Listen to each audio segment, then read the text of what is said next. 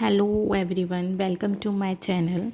Today I will discuss second part of Indian Evidence Act. जो part 1 है वो relevancy of fact बताता है, जो डिफाइन है सेक्शन 1 to 55। लास्ट वीडियो में हम लोगों ने डिस्कस किया था basic of Indian evidence act, जिसमें हमने बेसिक सीखा था कि कितने पार्ट्स हैं, कितने सेक्शंस हैं, किसने ड्राफ्ट किया एविडेंस एक्ट को, कब इन्फोर्स हुआ। तो उसी को हम कंटिन्यू करते हैं पार्ट 1 से, जो सेक्शन 1 हम इसमें एक्सप्लेन करेंगे। सेक्शन 1 हमारा कहता है, short title extend this act may be called the Indian evidence Act 1872। As पर section 1 of the act the extent of this act as follow. जो इसका एक्सटेंट है सेक्शन 1 को मैंने डायग्राम के थ्रू एक्सप्लेन किया है, जो आपको ईजिली समझ आ जाएगा। इसमें क्या है, एक्सटेंट ऑफ द एक्ट है, इसको दो पार्ट में डिफाइन किया है। कहाँ कहाँ एक्सटेंट है, territorial wise and subject wise. Territorial wise कहता है where applicable and where not applicable. जो ये एप्लीकेबल है वो जम्मू एंड कश्मीर में भी अब एप्लीकेबल है। कब से, 31 अक्टूबर 2019 से। और एप्लीकेबल नहीं था, कब नहीं था, बिफोर 30 अक्टूबर 2019 से पहले ये एप्लीकेबल नहीं था।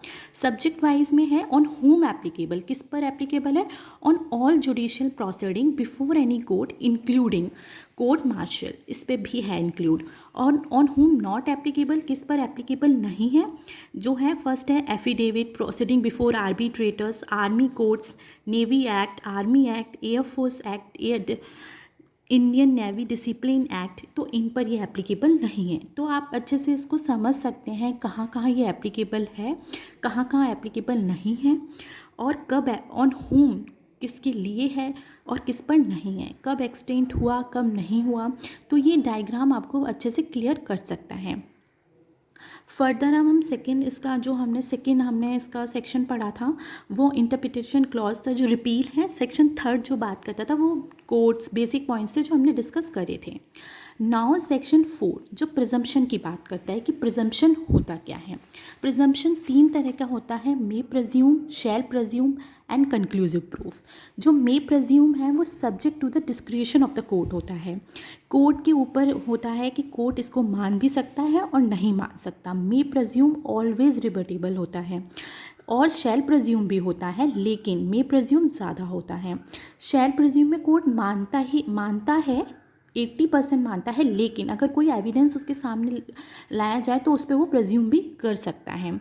जो एंड कंक्लूसिव प्रूफ है binding on the court as well all the parties. जो कंक्लूसिव प्रूफ है वो दोनों पार्टीज़ पर ही बाइंड होता है कि इनको मानना ही मानना पड़ेगा।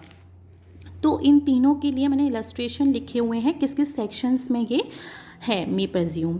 तो उसको मैं जैसे फॉर एग्जांपल मे प्रेज्यूम, अब हम मे प्रेज्यूम को डिस्कस करते हैं, जो है section 113A of Indian evidence act का, जो presumption as to abetment of suicide by married women की बात करता है।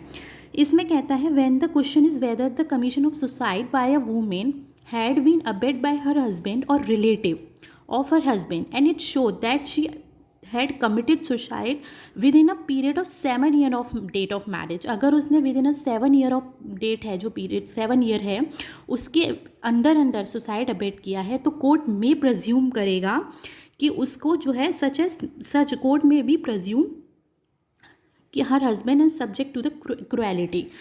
तो the court may presume having regard to all other कि उसको क्रुएलिटी उसके उस फोर्स की गई है उसके हस्बैंड ने और उसके रिलेटिव ने। अब आता है शैल प्रेज्यूम। शैल प्रेज्यूम में होता है presumption as to dowry death. It is show that soon before her death such women had been subject by her husband और रिलेटिव क्रुएलिटी और हरासमेंट। अगर उसके साथ शो हो जाए कि अगर सब्जेक्ट टू द क्रुएलिटी है, तो कोर्ट की प्रज्यूम करेगा कि presumption as to dowry death है, अगर डेथ के बिफोर अगर कोर्ट को शो हो जाएगी तो। अब आता है कंक्लूसिव प्रूफ। कंक्लूसिव प्रूफ क्या होता है, birth during marriage, conclusive proof of legitimacy, the fact that any person has born during the continuance of valid marriage between his mother and any man or within a 280 days after his dissolution, the mother remaining unmarried। अगर कोई बच्चा पैदा हो जाता है with in a 280 days valid marriage से, तो ये माना जाता है वो बच्चा उसी मैन का है जब तक कि वो उसकी हैड नो एक्सेस, जब तक कि वो इंसान जो मैन है वो अपनी नो एक्सेस को प्रूफ ना कर दे, अदरवाइज कोर्ट यही प्रज्यूम करके चलेगा वो उसी का है। ओके, ये हमने डिस्कस किया। I hope you like my video. Please do like, share and subscribe my video. Thank you.